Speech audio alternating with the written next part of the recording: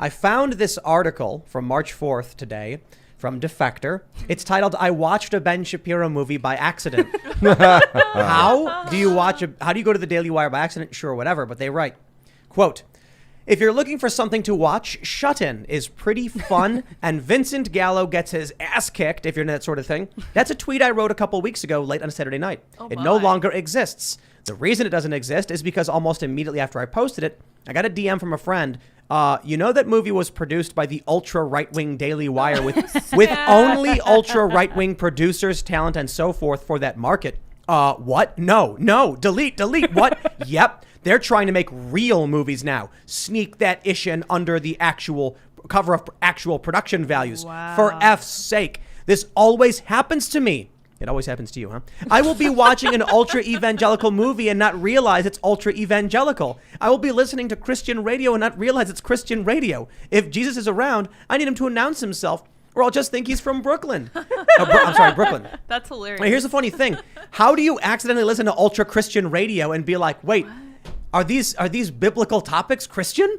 Whoa. Who is this person who's like, I actually naive. look what they're saying. They're saying I enjoy conservative content. Okay. I enjoy these movies. Okay. I enjoy Christian radio. Oh no, I'm not supposed to. Delete. Wow. Yeah, that's how you know you're dealing with a cult. Right, exactly. They That's like something. typical cult behavior. It's a cult, man. You know, I watch Disney.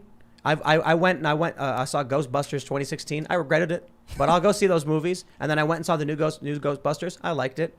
I watch. I read the Daily Wire. You know, I check out the stuff they're producing or whoever, because I'm like, oh, if someone can make something good, it's good. I'm now getting to the point where I'm like, get away from these companies that hate you and want to take your money for bad things. But maybe that's kind of the mentality they've always had. And the, you know, libertarian, civil libertarian, or conservative side is only just now realizing it. For the longest time, conservatives have been content to give their money to people who hate them.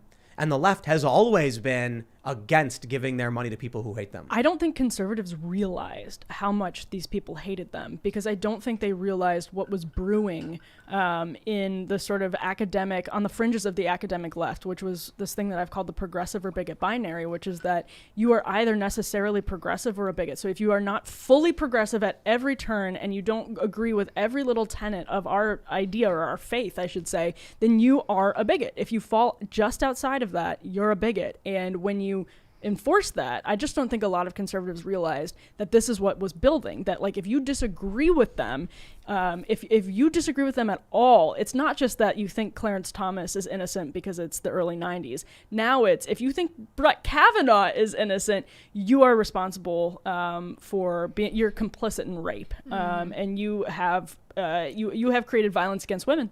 I don't care about what these people think in terms, you know, to a certain degree, because of stories like this. Right. It's just well, we've the country's bifurcated. There was a period where we had a culture war. I think the culture is just totally bifurcated.